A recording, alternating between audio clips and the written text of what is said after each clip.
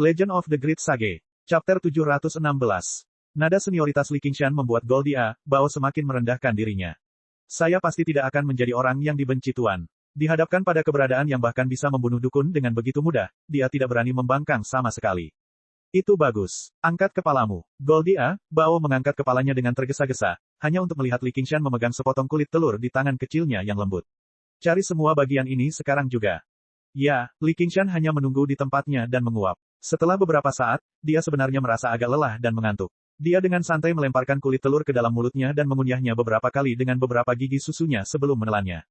Aliran hangat menyebar, membangkitkan pikirannya. Dia mengusap kepalanya, dan selapis rambut halus tumbuh di atasnya. Dia tidak bisa menahan senyumnya. Penampilannya yang naif dan imut membuat seluruh tubuh Goldia Bao menggigil. Dia mengabaikan lukanya dan mulai mencari di hutan dengan tergesa-gesa. Awalnya, cairan spiritual dalam telur burung phoenix adalah untuk diminum Li Qingshan sehingga dia dapat memulihkan sejumlah kekuatan untuk memecahkan cangkang telur. Setelah itu, dia akan memakan kulit telurnya, dan pada dasarnya dia bisa bergerak dengan bebas. Dia tidak akan menjadi lemah seperti saat ini. Namun, dia dikelilingi oleh para dukun pemakan tulang ini, jadi dia terpaksa menggunakan metode paling kejam untuk meledakkan telur burung phoenix. Cangkang telurnya pecah dan berserakan di hutan. Namun, dia tidak merasa kasihan. Selama dia selamat dari bahaya saat ini, memulihkan kekuatannya hanyalah masalah waktu. Langit sudah gelap gulita, hutan hujan lembab, sehingga vegetasi yang terbakar segera padam, berubah menjadi asap putih yang menyatu dengan kabut malam. Bau darah yang menyengat dan bau terbakar yang menyengat saling terkait, perlahan meresap ke udara. Oh ya, ada juga aroma hewan pengangkut mati yang dimasak oleh api liar. Li Qingshan mengerutkan hidungnya. Dia tidak memiliki banyak pengalaman tinggal di hutan hujan, tetapi dia tahu bahwa banyak binatang buas sudah mulai berburu pada jam-jam seperti ini. Baunya berkelap-kelip seperti suar di kegelapan. Alasan kenapa dia tidak segera mendekatinya mungkin karena aura yang ditinggalkan orang asing tadi masih berfungsi sebagai pencegah. Begitu baunya berangsur-angsur menyebar, bahayanya akan semakin besar. Sekarang tidak ada api yang bisa dipinjam, jika binatang buas muncul, dia benar-benar tidak akan bisa menandinginya. Dan jika, satu telinga, itu mengetahui kelemahannya, itu akan cukup baik baginya untuk melarikan diri. Kemungkinan besar dia juga akan segera membunuhnya. Monster-monster itu mungkin kembali, jadi mereka harus pergi secepat mungkin. Lebih cepat lebih baik. Untungnya, setelah apinya padam, cahaya yang dipancarkan cangkang telur sangat mencolok. Berkat lebatnya hutan, sebagian besar cangkang telur tidak terbang jauh dan terpaku di pohon yang menghalangi jalan. Goldia, Bao, yang oleh Li Qingshan disebut, satu telinga, cukup gesit. Tak lama kemudian, dia telah mengumpulkan 5 atau 6 cangkang telur. Li Qingshan melemparkan semuanya ke dalam mulutnya. Tubuhnya tumbuh sedikit, rambutnya menjadi lebih tebal, dan bahkan beberapa gigi susu pun tumbuh. Setelah menunggu waktu yang dibutuhkan untuk membakar dupa, hampir seluruh cangkang telur terkumpul. Li Qingshan juga telah tumbuh dari bayi baru lahir hingga berusia 1 tahun. Goldia, Bao diam-diam kagum. Dia berpikir, cangkang telur ini sebenarnya adalah benda spiritual yang langka. Aku ingin tahu apa yang akan mereka lakukan jika aku memakannya secara diam-diam. Itulah yang dia pikirkan, tapi dia tidak berani melakukannya. Bahkan jika dia tidak menemukannya, pengobatan spiritual orang lain bisa menjadi racunnya sendiri. Saat ini, dia menemukan cangkang telur lain seukuran kelingking di tanah. Tepat ketika dia hendak mengambilnya, seekor kelabang besar menerjang dan memakannya. Goldia, Bao menarik tangannya kembali dengan tergesa-gesa. Hal yang paling menakutkan di hutan hujan bukanlah harimau atau macan tutul, melainkan serangga yang tidak mencolok ini. Jika dia digigit, nyawanya akan benar-benar dalam bahaya. Dia tidak mengira bayi aneh yang tampak seperti pemakan api itu juga tidak akan menyelamatkan nyawanya. Cangkang telur berkedip-kedip dengan cahaya di tubuh kelabang. Kelabang tiba-tiba membengkak, tumbuh dengan cepat dan berubah dari seukuran telapak tangan menjadi seukuran lengan dalam beberapa saat. Ia berputar dan berguling-guling di tanah, menjadi sangat ganas. Tiba-tiba, terjadi retakan, dan tubuhnya pecah menjadi belasan bagian. Itu berhenti bergerak. Goldia, Bao menarik napas dalam-dalam. Untungnya, dia tidak serakah. Suara bayi aneh itu terdengar dari belakangnya, apa yang kamu lakukan? Berhenti membuang-buang waktu. Ya, Goldia, Bao melanjutkan pencariannya dengan tergesa-gesa. Begitu dia pergi, tanah bergemerisik. Entah berapa banyak serangga yang merayap melahap tubuh kelabang. Binatang buas dengan tingkat kecerdasan tertentu masih berhati-hati dan penakut, tetapi serangga yang bergerak berdasarkan naluri tidak mempedulikan hal itu. Mereka secara naluriah tertarik oleh aura kehidupan yang murni. Mereka tidak dapat menahan kekuatan ini dan mati, dan mayat mereka menarik lebih banyak serangga. Setelah diencerkan dengan bangkai serangga, beberapa serangga akhirnya selamat. Tubuh mereka membengkak dengan cepat sebelum melahap serangga lain yang masih hidup. Situasi seperti ini terjadi di setiap tempat yang terdapat pecahan cangkang telur. Mereka dengan panik melahap satu sama lain, membentuk banyak bola serangga. Jika tidak melihatnya dengan mata kepala sendiri, mereka tidak akan pernah membayangkan ada begitu banyak serangga yang tersembunyi di hutan ini. Beberapa serangga tertarik dengan bangkai binatang pengangkut di jalan dan mengalir seperti air. Di kedalaman hutan, aura binatang buas yang perlahan mendekat tidak bisa lepas dari indera Li Qingshan. Itu saja, pergi dan bawa keranjangnya. Li Qingshan menelan kulit telur lagi. Meski ia masih tampak seperti bayi berusia 1 tahun, kekuatan fisiknya pada dasarnya telah pulih ke level pria dewasa. Goldia, Bao menghela nafas lega. Jika dia harus bersaing dengan serangga ini, 10 nyawa saja tidak akan cukup. Mengambil keranjang, Li Qingshan melompat dengan lembut dan masuk ke dalamnya. Ayo pergi dari sini dulu dan cari tempat yang tenang. Meskipun dia telah memulihkan sebagian kekuatannya, di mana binatang buas biasa tidak dapat lagi menyakitinya, karena dia dapat menggunakan tenaga kerja gratis, ada baiknya untuk menyimpan sebagian dari kekuatannya.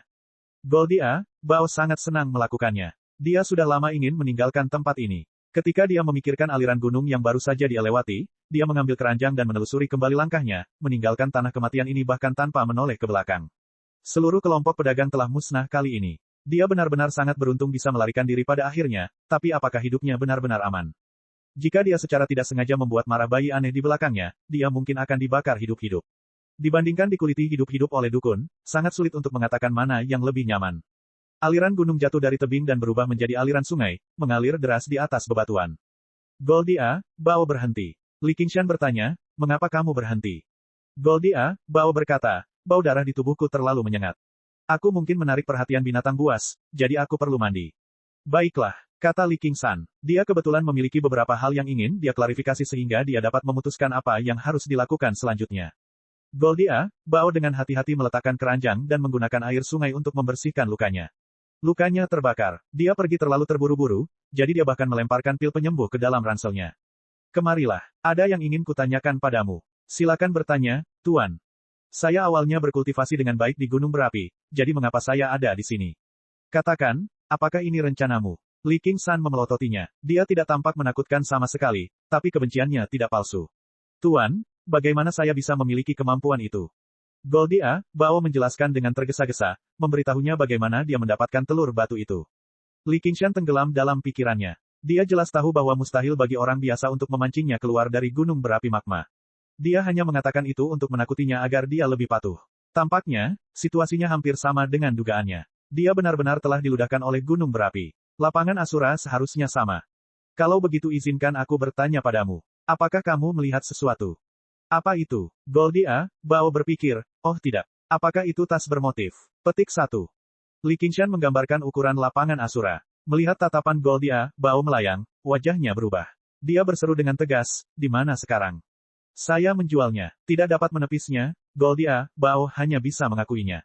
Kepada siapa kamu menjualnya? Sepertinya seseorang dari gua air hitam. Sepertinya, ya, itu pasti seseorang dari gua air hitam. Li Qingshan mengangguk. Tidak apa-apa asalkan dia tahu keberadaannya. Ladang Asura adalah harta karun misteriusnya yang paling penting. Pada dasarnya semua barang miliknya ada di sana, jadi dia harus mendapatkannya kembali. Selama dia menemukan lapangan Asura, dia bisa segera mempersenjatai diri. Dia bisa menyerap hati iblis, mutiara laut, dan jimat ilahi ciptaan agung kembali ke dalam tubuhnya, dan kekuatannya akan meningkat secara drastis. Dia bahkan bisa mengendalikan penjelajah malam, Asura, dan bahkan hantu yang menghantui. Dia bisa melindungi dirinya sendiri dengan mudah, dan dia bahkan harus bertanya kepada Raja Pohon Beringin bagian mana dari Provinsi Kabut dan memastikan jalan kembali ke Provinsi Hijau. Begitu dia kehilangan lapangan Asura, semua ini akan menjadi sebuah fatamorgana. Namun, dia tidak terlalu khawatir, karena lapangan Asura adalah harta karun misterius. Kecemerlangannya tersembunyi, sehingga orang biasa tidak akan pernah bisa melihat fungsinya. Bahkan jika mereka tahu itu luar biasa, mereka akan berjuang untuk memperbaikinya. Bahkan para penggarap kesengsaraan surgawi kedua akan berjuang untuk mencapai hal itu. Di masa lalu, Mo Yu telah menghabiskan beberapa hari untuk memperbaikinya, tetapi pada akhirnya dia tetap gagal. Meskipun dia tidak bisa menggunakan kekuatan penuhnya untuk menghindari kekhawatiran si Bao, lapangan Asura saat itu hanyalah arena naga. Itu sama sekali tidak bisa dianggap sebagai harta karun misterius. Selama seseorang menyadari nilai dari lapangan Asura, mereka akan menyimpannya dengan hati-hati, terlepas dari apakah mereka dapat memperbaikinya atau tidak. Selama mereka memastikan lokasi lapangan Asura, mereka akan bisa menemukan cara untuk mengambilnya kembali. Li Qingshan tidak berkata apa-apa. Goldia, Bao merasakan tekanan tak kasat mata membebani dadanya, menjadi semakin berat, mencekiknya. Tiba-tiba, Li Qingshan mengulurkan tangannya dan meraih dahi Goldia, Bao dengan tangan kecilnya yang lembut. Tindakan ini membuatnya takut. Dia berseru, saya dapat membantu Anda menemukan harta karun itu, Tuan. Penduduk gua air hitam mungkin masih berada di pasar bunga wangi. Tangan kecil itu terus menekan keningnya. Goldia, Bao berpikir, hidupku sudah berakhir. Namun, dia merasakan aliran hangat mengalir ke seluruh tubuhnya. Kemanapun ia lewat, rasa sakitnya lenyap, dan semua lukanya sembuh. Bahkan pikirannya menjadi sangat kuat. Kekuatan batinnya yang telah lama mengalami stagnasi sebenarnya menerobos sekali lagi. Li Qingshan menarik kembali tangannya. Saya bukan orang yang tidak bisa membedakan antara kebaikan dan keluh kesah.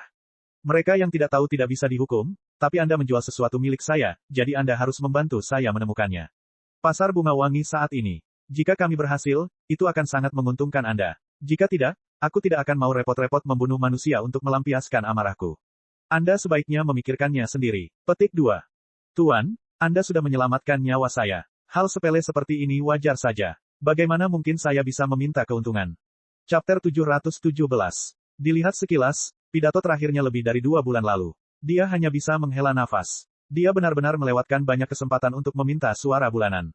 Menghitung dengan jari, meminta suara di awal bulan, merangkum di akhir bulan, akhir naskah lama, awal naskah baru, dan memecahkan 2 juta kata, del. Dia benar-benar mengumpulkan banyak sekali emosi. Dia harus menebusnya hari ini. Kalian, cepat kembalikan suara bulanan yang harus kalian bayar padaku. Dia mengira akan ada ribuan kata untuk diucapkan, tetapi ketika dia melihat ke dalam hatinya, dia menyadari bahwa hatinya kosong, seolah-olah ada lubang yang tak terlihat. Semua kesedihan dan kebahagiaan tanpa disadari telah hilang, jadi dia tidak tahu harus berkata apa. Ketika saya diam, saya merasa puas, saya akan berbicara, dan pada saat yang sama merasa hampa. Ibaratnya ketika seseorang sendirian, ia selalu memiliki harapan yang tak bisa dijelaskan, menunggu seseorang mencurahkan isi hatinya, percaya akan kehangatan antar manusia. Namun jika dia benar-benar masuk jauh ke dalam kerumunan dan berhadapan dengan keluarga atau teman-temannya, membuka mulut akan sulit untuk mengucapkan kata-kata. Bahkan jika dia memaksakan diri untuk berbicara, dia pun akan merasa itu membosankan, jadi siapa yang benar-benar mau mendengarkan? Dia harus mengakui bahwa hidup ini sepi. Kelihatannya agak dibuat-buat, tapi karena tidak ada jalan atau jalur utama, tidak masalah apakah itu jauh atau dekat. Dia hanya akan mengikuti kendali. Dia tiba-tiba teringat pidato pertama. Sepertinya judulnya, Untuk Mimpi Seperti Kuda, sebuah puisi dari Haixi. Dia masih ingat puisi itu. Seperti semua penyair yang menggunakan mimpi sebagai kuda, aku meminjam api ini untuk melewati malam luas dalam hidupku. Berpikir karena kesakitan, bermimpi karena kehampaan, jangan sok. Semua bangsawan besar bersinar terang. Jika ditelusuri kembali ke sumbernya, itu hanyalah masalah biasa yang dialami orang biasa. Menulis novel, membaca novel, itu semua untuk menghilangkan masalah-masalah kecil ini. Tidak banyak orang yang merasa kesal sampai-sampai terbaring di atas rel. Sepertinya aku telah mengucapkan banyak kata-kata yang tidak berarti. Jika Anda tidak mengerti, itu normal. Sebenarnya, saya tidak tahu apa yang saya bicarakan. Kemarin, saya duduk di toilet dan membaca dongeng kuno. Saya telah membaca buku ini sejak SMP. Saya terutama suka membacanya di toilet, dan begitu saya membacanya, saya tidak dapat berdiri. Setiap cerita kaya akan filosofi, dan saya mencoba merangkum serangkaian cara efektif untuk menjadi seseorang. Namun ternyata mereka selalu bertentangan satu sama lain, jadi saya buru-buru menutup buku itu. Saya tidak ingin berakhir dengan wasir malah hikmah. Untungnya, setelah membaca selama bertahun-tahun, saya tidak memilikinya. Baiklah, itu saja omong kosongnya. Jika Anda masih belum mengerti, izinkan saya menjelaskannya. Chapter 718. Menggunakan wortel dan tongkat selalu menjadi satu-satunya cara untuk mengendalikan bawahannya. Jika dia mengancam mereka secara membabi buta, akan mudah bagi mereka untuk membalas. Dalam perjalanan mendatang, masih banyak tempat di mana, satu telinga, ini bisa berguna. Bantuan kecil ini hanya untuk membuatnya tetap termotivasi. Setelah menjalani kelahiran kembali Nirvana, Li Qingshan memperoleh pemahaman yang lebih dalam tentang kitab suci Nirvana Phoenix. Menyembuhkan luka Goldia, Bao sebenarnya tidak menghabiskan terlalu banyak kekuatannya. Yang dia lakukan hanyalah potensi kekuatan hidupnya dengan cara yang cerdik, mempercepat pemulihannya. Namun, rangsangan semacam ini tidak boleh dilakukan secara berlebihan. Kalau tidak, hal itu akan menguras kekuatan hidup seseorang, dan akan ada efek samping yang besar. Kehilangan 8 hingga 10 tahun umur seseorang adalah hal yang wajar. Setelah kamu selesai, ayo pergi. Li Qingshan melihat ke belakang. Di dalam hutan yang gelap, ada jalan setapak yang samar-samar terlihat memanjang hingga ke dalam hutan. Dia merasa segalanya belum berakhir. Goldia, Bao awalnya ingin mencegahnya. Bepergian melewati hutan pada malam hari bukanlah pilihan bijak. Tidak hanya terdapat serangga berbisa di malam hari dan binatang buas, tetapi jalurnya juga akan menjadi sangat sulit untuk dilalui. Namun, saat dia mengikuti pandangan Li Qingshan, yang dia lihat hanyalah kegelapan yang pekat. Hatinya menggigil karena suatu alasan. Suku pemakan tulang tidak hanya terdiri dari selusin orang saja, dan mereka terkenal sebagai pendendam. Jika ada yang berani membunuh rakyatnya, tidak hanya orang itu, tapi bahkan seluruh klan akan dimusnahkan. Sekarang setelah begitu banyak orang terluka, mereka mungkin akan keluar dengan kekuatan penuh untuk membalas dendam. Seorang dukun sudah sangat menakutkan. Jika jumlahnya lebih dari 100, mungkin bahkan, bayi aneh, itu tidak akan mampu menghentikan mereka. Ketika kata-kata itu keluar dari mulutnya, mereka menjadi, ya, Tuan. Dia mengambil keranjang bambu dan bergegas menuju pasar bunga wangi. Selama dia sampai di sana, dia akan menerima perlindungan dari klan bunga wangi. Bahkan suku Bon Iting pun tidak akan berani bertindak sembarangan. Hembusan angin bertiup melalui lautan pepohonan, berdesir keras. Seperti ombak laut, puluhan ribu dahan pohon melambai, dan pohon itu seolah berubah menjadi monster yang ingin melahap manusia. Goldia, Bao membelalakan matanya, tetapi dia hanya bisa melihat sekeliling dalam beberapa langkah. Akar yang terjalin di tanah bisa dengan mudah menjadi jebakan jika tidak hati-hati. Dia mengumpulkan kekuatan batinnya dan mencoba berjalan sepelan mungkin untuk menghindari kewaspadaan telinga tajam di hutan. Untungnya, dia telah menempuh jalur perdagangan ini selama beberapa dekade. Meski dia memejamkan mata, dia masih bisa membayangkan setiap liku-liku hatinya. Ini adalah jalan yang telah dipenuhi banyak nyawa. Jumlah serangga berbisa di sini jauh lebih sedikit dibandingkan di hutan, namun ia tetap harus berhati-hati terhadap kalajengking berbisa atau ular berbisa yang bergelantungan di dahan. Berbeda dengan Goldia, Bao yang tegang, Li Qingshan berbaring di keranjang bambu dengan santai dengan tangan sebagai bantal, menghirup udara lembab, panas, namun sangat segar sambil mendengarkan angin bertiup melalui lautan pepohonan. Gelombang besar terjadi. Dia juga bisa mendengar lebih banyak lagi, dan suara. Dia bisa dan bersuara, dia bahkan bisa-bisa dan membiarkan. Bukan hanya pepohonan, setiap tanaman tumbuh lebih tinggi ke langit. Dia tidak boleh tumbuh. Dia tidak untuk dan semua, dia dan tidak melakukannya. Dia tidak perlu lagi berkultivasi dengan susah payah dan menempuh jalan masa lalu yang menyusahkan. Yang harus dia lakukan hanyalah dengan sabar menunggunya tumbuh dan menyeimbangkan berbagai kekuatan di tubuhnya selama proses ini. Dia tersenyum. Dia hanya bisa menganggapnya sebagai hari libur. Dia hanya tidak tahu kapan dia bisa kembali ke Provinsi Hijau. Kematian bulan utara mungkin telah menimbulkan gangguan yang sangat besar. Namun, bagi kebanyakan orang, itu hanyalah percakapan santai setelah makan. Di luar lapangan Asura, hanya ada segelintir orang yang peduli terhadap bulan utara. Cheng San mungkin akan merasa sedih. Dia telah melakukan bagiannya sebagai seorang teman, jadi dia tidak akan meminta apapun lagi. Akankah Rusin merasa sedih untuknya? Wanita itu memiliki mulut yang sangat berbisa, tapi dia sangat yakin bahwa dia tidak hanya akan merasa sedih, tapi dia bahkan akan menangis. Konon air mata merfok bisa berubah menjadi mutiara.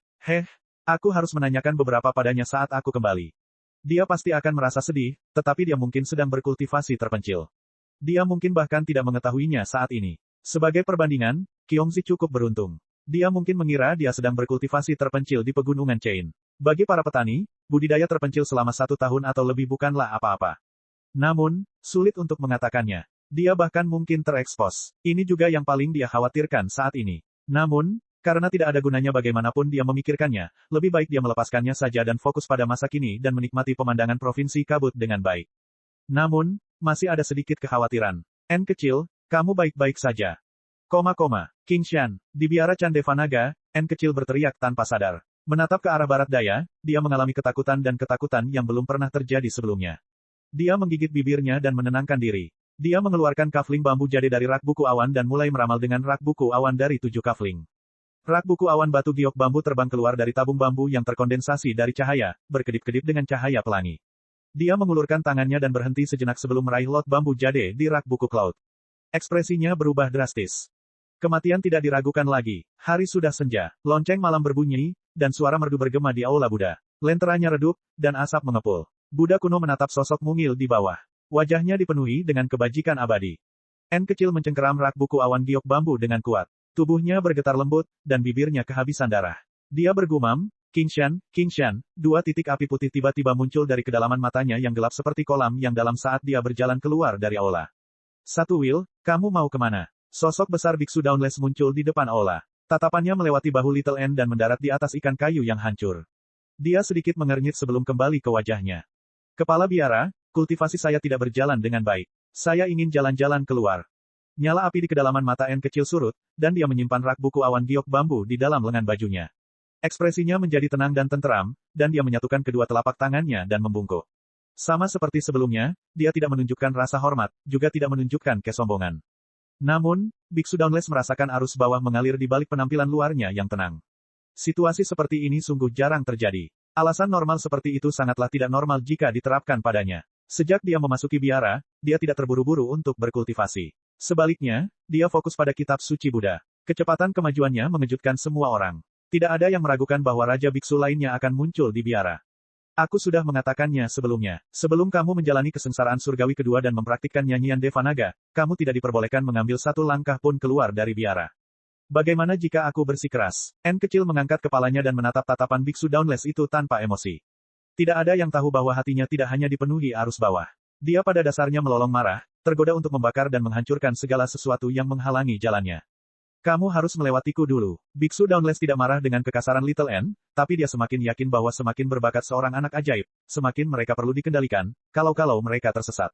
Di ambang pintu, keduanya saling berhadapan. Dada Little N naik turun saat dia tanpa sadar menggigit bibirnya. Rasionalitasnya perlahan-lahan berubah dan runtuh.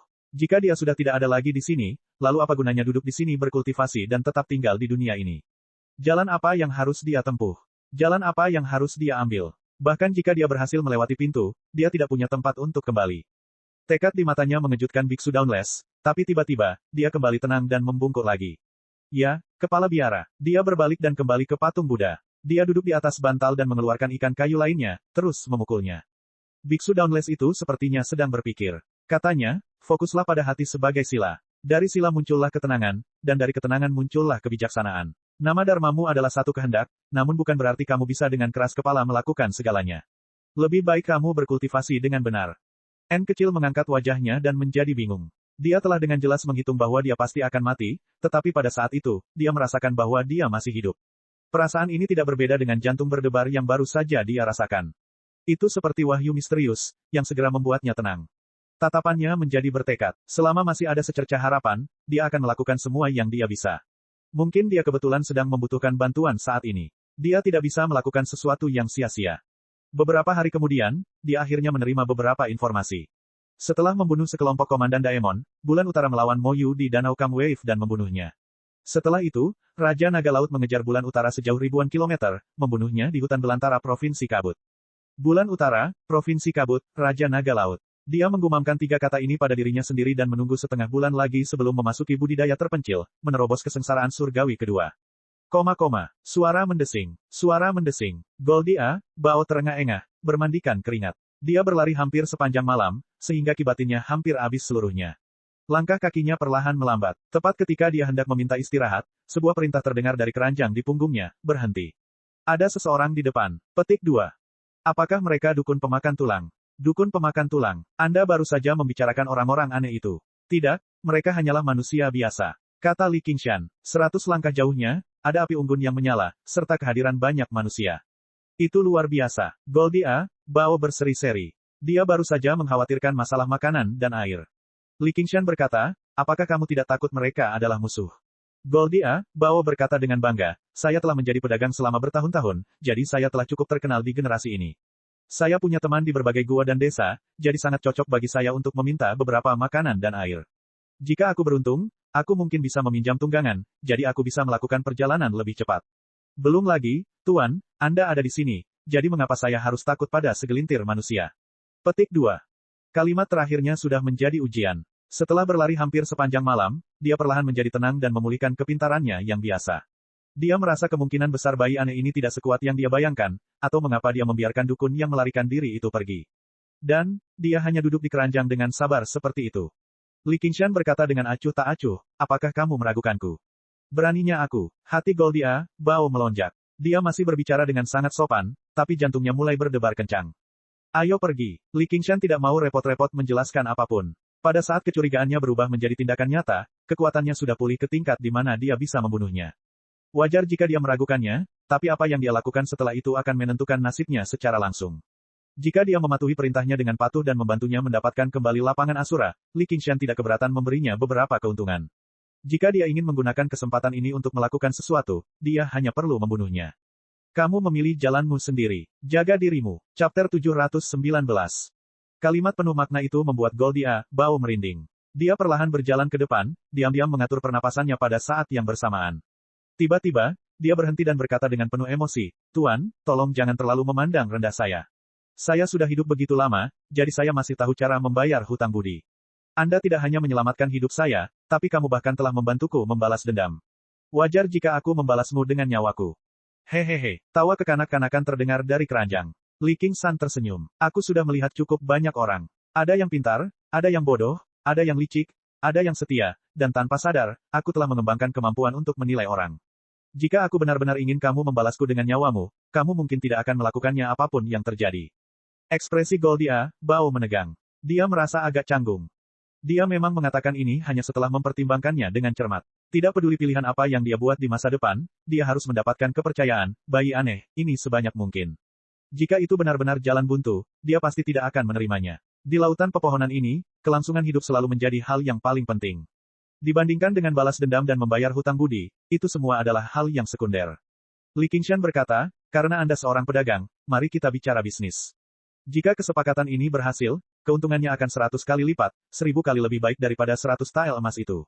Saya jamin Anda tidak akan mendapatkannya untuk melakukan ini selama sisa hidupmu.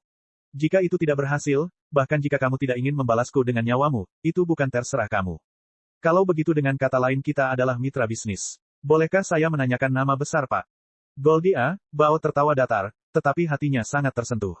Panggil saja aku Yue. Li Qingshan mempertimbangkannya. Awalnya dia ingin membuat nama palsu, tapi dia sebenarnya tidak punya banyak bakat untuk membuat nama, jadi dia hanya menggunakan nama aslinya dan menutupinya sedikit. Ya, Tuan Yue. Ngomong-ngomong, di benteng kita ada seseorang bernama Goldia, Yue. Goldia, Bao berpikir, nama ini tentu saja cukup biasa. Aku tahu itu nama palsu hanya dengan sekali pandang. Orang barbar juga tidak punya banyak bakat dalam menentukan nama. Mereka sering menggunakan nama desa sebagai nama belakang mereka, dan nama mereka adalah Bao, Lan, atau semacamnya. Ada banyak Yue, baik laki-laki maupun perempuan. Kebetulan sekali, kita hampir sampai. Aku tidak ingin melihat siapapun, jadi hadapilah mereka. Goldia, Bao telah melihat kelap-kelip api di hutan. Dia merasa kekuatannya telah pulih sedikit, jadi dia melangkah mendekat. Siapa kamu? Salah satu dari mereka berteriak dengan suara rendah dan mengeluarkan pedangnya. Orang-orang di sekitar api unggun bangun dan segera mengeluarkan senjatanya. Saya Goldia, Bao. Apakah itu Huang Liang Fei dari pantai Huang Liang di depan? Goldia Bao sangat gembira saat mendengar suara itu. Kebetulan dia mengenal seseorang. Apakah itu Paman Po dari Benteng Emas? Silakan datang. Kami baru saja mengatakan bahwa Anda menghasilkan banyak uang di pasar bunga wangi. Mengapa Anda ada di sini? Huang Liang Fei menyimpan pedangnya dan mengundang Goldia, Bao ke api unggun. Dia melihat pakaiannya compang camping dan berlumuran darah. Dia bahkan kehilangan satu telinganya. Dia terkejut. Apa yang terjadi? Di mana yang lainnya? Kita telah dirampok. Goldia, Bao melihat sekeliling. Ada 8 dari mereka, tapi sayang sekali mereka tidak memiliki monster pengangkut. Bagaimanapun, mereka bukanlah pedagang khusus. Siapa yang berani merampok karavan benteng Goldie? Suku pemakan tulang. Goldia, Bao melontarkan 4 kata, dan ekspresi semua orang berubah. Huang Liang Fei bertanya, suku pemakan tulang ada di depan. Goldia, Bao memberitahunya apa yang terjadi, tapi dia melewatkan hal-hal yang berhubungan dengan Li Qingshan. Dia hanya mengatakan bahwa binatang buas yang kuat telah mengacaukan rencana mereka, itulah sebabnya mereka berhasil melarikan diri. Ini adalah balasan dari monster-monster itu, dan itu juga karena kamu telah melakukan perbuatan baik, menerima berkah dari Bodhisattva. Ayo makan sesuatu. Saat itulah Huang Liang Fei berhenti khawatir. Dia tidak meragukan apa yang dia katakan. Kalau bukan karena kebetulan seperti itu, bagaimana dia bisa selamat dari mulut para dukun pemakan tulang? Dia melirik keranjang di punggung Goldia, Bao. Dia menolak untuk membuangnya bahkan ketika dia melarikan diri, jadi siapa yang tahu barang bagus apa yang ada di sana? Terima kasih. Aku pasti akan membalas budimu saat aku pergi ke pantai Huang Liang di masa depan. Tidak, kami yang seharusnya berterima kasih padamu, atau kami mungkin akan berhadapan langsung dengan suku pemakan tulang. Seorang anak menyarankan untuk berbalik dan kembali ke pasar bunga wangi, namun Huang Liang Fei segera menolaknya. Perjalanan di malam hari tidak hanya berbahaya, tetapi juga menghabiskan banyak tenaga, sehingga mereka tidak dapat melakukan perjalanan terlalu jauh. Lagi pula, tidak semua orang memiliki seni bela diri dan pengalaman Goldia, Bao, jadi lebih baik mereka beristirahat dengan benar dan berangkat di pagi hari. Namun, ketika mendengar cerita yang begitu menggetarkan, tidak ada satupun dari mereka yang merasa mengantuk lagi. Mereka berkumpul di sekitar api unggun dan mendiskusikan legenda mengerikan terkait suku pemakan tulang satu demi satu. Cahaya api yang berkelap-kelip melewati celah di keranjang, mendarat di wajah Li Qingshan yang penasaran. Dia tidak pernah menyangka kelompok orang aneh itu sebenarnya semuanya manusia. Namun, suku seperti ini yang mengandalkan kanibalisme untuk bercocok tanam hanya bisa ada di tanah hutan belantara ini. Jika itu adalah provinsi hijau, pengawal Hawkwolf pasti akan menghancurkan mereka. Pada saat ini, dia merasakan tatapan menyelidik ke dalam keranjang. Ternyata, itu adalah Huang Liang Fei. Setelah itu, lebih banyak tatapan muncul. Meskipun Goldia, Bao duduk di samping api unggun, dia tidak meletakkan keranjang di punggungnya. Aksi ini cukup menarik banyak perhatian. Huang Liang Fei masih mempertimbangkan apa yang harus dia katakan ketika anak yang menyarankan untuk berbalik tadi bertanya, Paman Bao. Apa yang ada di keranjangmu? Petik 2. Tidak banyak, hanya beberapa barang. Goldie A. Bao merasakan tatapan di sekitarnya mulai sedikit berubah. Dia berpikir, oh tidak, saya sebenarnya melewatkan ini. Jika dia mengatakan tidak ada hal penting di dalam keranjang saat ini, mungkin tidak ada yang akan mempercayainya selain anak naif yang menanyakan hal itu. Kecuali jika, Tuan A. Yue, keluar sendiri agar mereka dapat melihatnya. Tetapi, Tuan A. Yue, jelas-jelas tidak mempunyai niat untuk melakukan hal itu. Li Qingshan duduk di keranjang dengan tenang dan sedikit mencibir. Dia kebetulan menemukan pekerja ini tidak cukup kuat. Huang Liangfei bertukar pandang dengan teman-temannya. Dia telah mendengar bahwa Goldie A. Bao telah mendapatkan 100 tael emas dari menjual barang menakjubkan di pasar bunga wangi kali ini. Ditambah dengan bijihnya, panennya cukup melimpah. Apakah semuanya ada di keranjang? Hanya anak itu yang gagal merasakan perubahan atmosfer sama sekali. Ia bertanya tentang kemunculan orang-orang pemakan tulang dalam ketakutan dan kegembiraan. Biasanya, tidak banyak orang yang menargetkan kelompok pedagang. Bahkan jika penyergapan berhasil, balas dendam benteng Goldie bukanlah bahan tertawaan. Sekarang Goldie A. Bao berada dalam kondisi yang menyedihkan. Huang Liangfei yakin dia bisa membunuhnya sendirian, dan tidak ada yang tahu dia datang ke sini. Orang-orang di benteng Goldie hanya akan mengira orang-orang pemakan tulang telah memakannya sampai bersih. Dia bisa mendapatkan apa yang ada di keranjang di punggungnya tanpa resiko sama sekali. Ini adalah kesempatan yang sangat langka. Kebencian merasuki lingkungan sekitar api unggun. Goldie A. Bao tiba-tiba terdiam, menundukkan kepalanya dan seluruh tubuhnya gemetar. Secercah rasa jijik melintas di mata Huang Liangfei. Dia tidak pernah mengira pedagang tua seperti dia akan menjadi begitu ketakutan. Dia berjongkok dan berkata dengan munafik, Paman A. Bao, kamu baik-baik saja. Goldie A. Bao tidak berkata apa-apa. Bukan karena dia tidak mau bicara, tapi karena dia tidak mampu. Pada saat ini, sebuah tangan kecil melewati celah keranjang dan menekan punggungnya dengan lembut. Aliran panas mengalir ke seluruh tubuhnya, dan seluruh darahnya mulai mendidih. Kekuatan tak berujung sepertinya keluar dari tubuhnya, memenuhi setiap inci tubuhnya. Tangan Huang Liangfei telah meraih gagang pedangnya. Goldie A. Bao tiba-tiba mengangkat kepalanya. Wajahnya merah padam, dan dia tampak lebih kejam. Dia mencengkeram leher Huang Liangfei dan hendak meremukkannya dengan keras ketika sebuah suara lembut terdengar dari keranjang, jangan bunuh dia. Goldie A. Bao memukul dada Huang Liangfei dengan backhand. Dengan keras, tulang rusuk Huang Liangfei retak, dan dia terlempar. Baru sekarang dia kembali sadar. Dia sangat terkejut. Sejak kapan seni bela dirinya menjadi begitu kuat? Ada anak di keranjang. Paman A. Bao, apa yang kamu lakukan? Kata anak itu kaget, tapi suaranya tenggelam oleh raungan teman-temannya.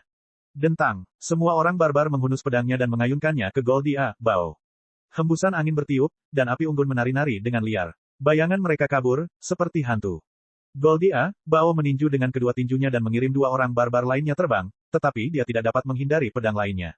Beberapa ular api tiba-tiba keluar dari api unggun, menembak ke arah mata orang barbar itu.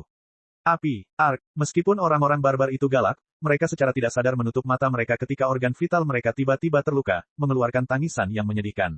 Bagaimana Goldie A. Bao bisa melepaskan kesempatan seperti ini? Dia mengayunkan tangan dan kakinya, menjatuhkan semua orang barbar dari pantai Huang Liang ke tanah. Meskipun dia tidak membunuh mereka karena perintah Li Qingshan, mereka semua terluka parah dan tulang mereka patah. Dalam waktu yang dibutuhkan hingga percikan api menyala, bentrokan telah berakhir. Goldie A. Bao memandangi tangannya. Dia berjuang untuk percaya bahwa ini adalah kekuatannya sendiri. Dia merasa seperti dia bahkan belum menggunakan kekuatan penuhnya. Jangan merayakannya terlalu dini. Berhati-hatilah dalam memperpendek umurmu.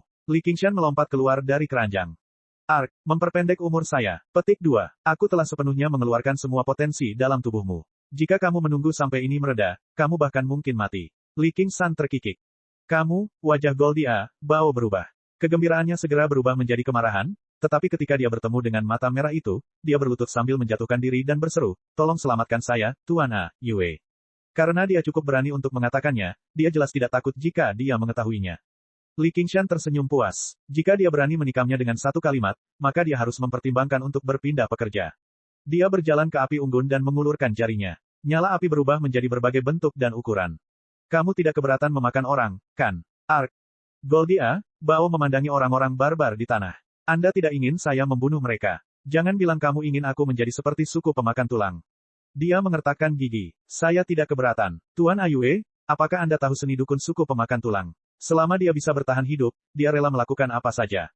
Itu bagus. Aku tidak tahu seni dukun apapun, tapi aku mendapat inspirasi. Tarik pria bermarga Huang itu. Ya, Goldie A. Bao menekan Huang Liangfei di hadapan Li Qingshan. Li Qingshan menekankan tangannya ke dahinya. Huang Liangfei, yang awalnya berada di ambang kematian, mulai melakukan perlawanan keras sebelum tiba-tiba pingsan dan tidak bergerak. Li Qingshan memegang bola api berwarna merah terang di tangannya. Ini adalah seluruh kekuatan kehidupan di tubuhnya, atau dengan kata lain, itu adalah api kehidupan. Sifat kanibalisme suku pemakan tulang adalah melahap kekuatan hidup ini. Kekuatan ini terlalu tidak murni baginya dan sama sekali tidak berguna, tetapi bagi manusia, tidak diragukan lagi itu adalah pelengkap yang lengkap. Buka mulutmu. Dia menjentikkannya dengan lembut, dan nyala api terbang menuju mulut Goldia Bao. Goldia Bao membuka mulutnya dengan tergesa-gesa dan merasakan aliran hangat mengalir ke perutnya, menyebar dan membangkitkan semangatnya. Terima kasih, Tuan Ayue.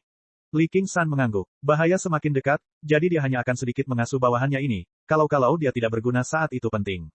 Chapter 720.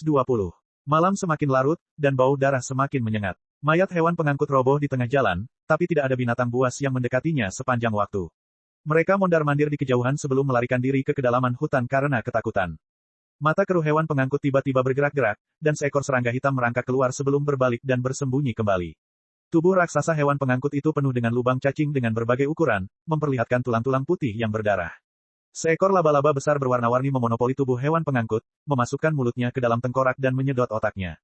Serangga dengan berbagai ukuran telah mengambil alih tempat ini sepenuhnya. Mereka ada di mana-mana di tanah dan di langit seolah-olah mereka adalah penguasa hutan. Bintik-bintik lampu hijau tiba-tiba menyala di kegelapan. Itu adalah sepasang mata. Sosok-sosok jahat muncul dari hutan, dukun dari suku pemakan tulang telah tiba. Ketua, ini di sini. Dukun yang ditakuti oleh Li Qingshan berkata kepada sosok raksasa di depannya dengan ketakutan. Gu serangga, ada dukun di antara mereka. Petik 2. Kepala suku pemakan tulang menoleh ke belakang. Tidak ada yang tahu bahwa dia pernah menjadi manusia. Giginya yang putih melengkung menonjol, dan lengannya yang berotot terkulai ke tanah. Dia tampak seperti kombinasi beruang hitam dan gorila, hanya saja bulunya agak jarang. Suaranya seperti geraman binatang buas, penuh dengan pencegahan. Tidak, seharusnya tidak ada. Lalu dari mana datangnya serangga Gu ini? Kepala suku pemakan tulang dipenuhi dengan kewaspadaan. Jika bukan karena dukun, bagaimana mereka bisa mengumpulkan begitu banyak serangga Gu dalam waktu sesingkat itu?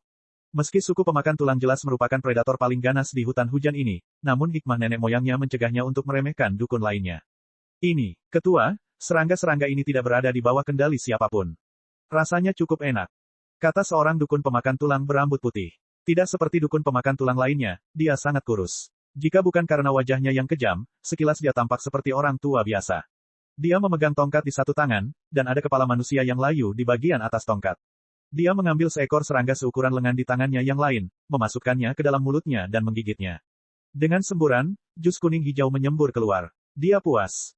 Pendeta dukun, menurutmu apa yang sedang terjadi? Kepala suku pemakan tulang bertanya. Suaranya dipenuhi rasa hormat.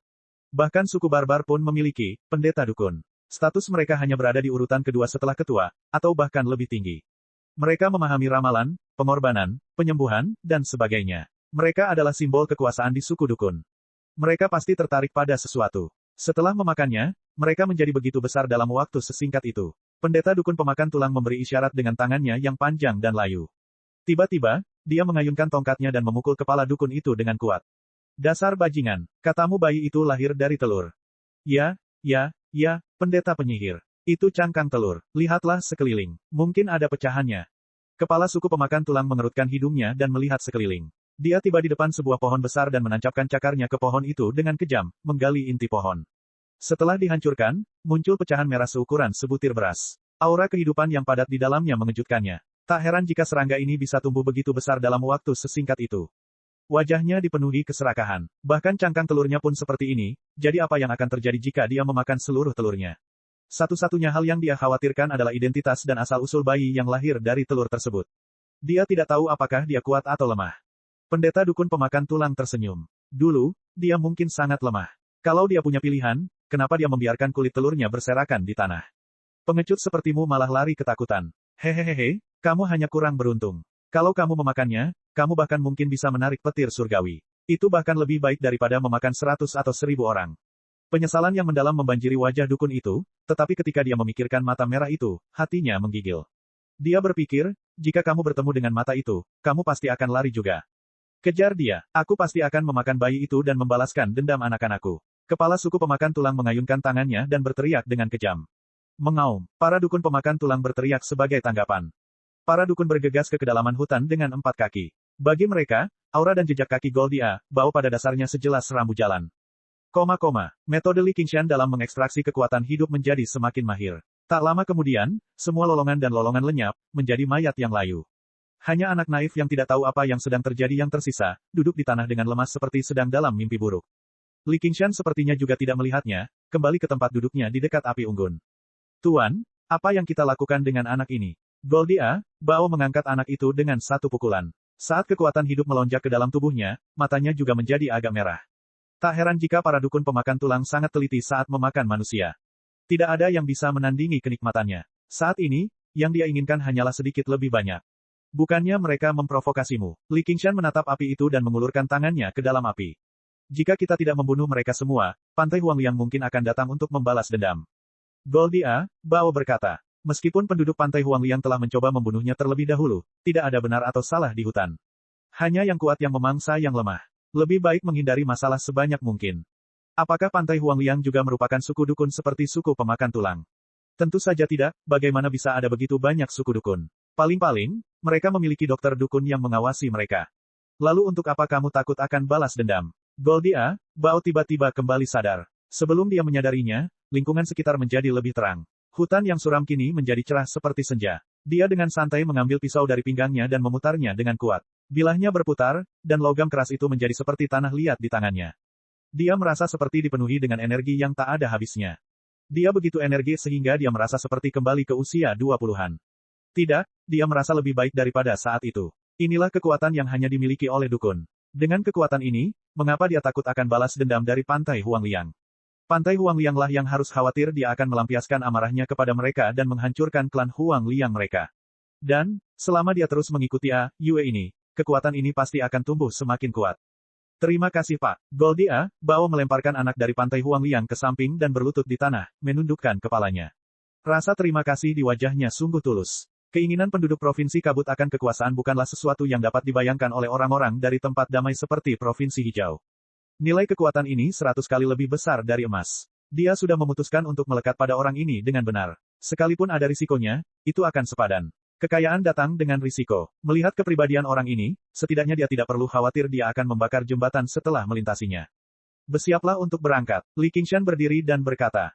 Ya, awalnya, Goldia, Bao benar-benar kelelahan dan berencana untuk beristirahat, tetapi setelah menyerap kekuatan hidup 7 atau 8 orang, dia tidak lagi merasakan kelelahan. Dia melepas satu set pakaian dari mayat-mayat itu dan menggantinya, melengkapi dirinya dengan pisau. Dia bahkan mengumpulkan beberapa makanan, air, emas, dan barang berharga lainnya, membuat banyak persiapan. Dia tampak dipenuhi energi, benar-benar berbeda dari keadaan gelisahnya beberapa jam yang lalu. Cek. Rakan-rakan kultivator sekalian, sebelum retret, sila terus berkultivasi untuk jurus subscribe, like, share dan komentar agar sekte novel Sadim terus berkembang pesat.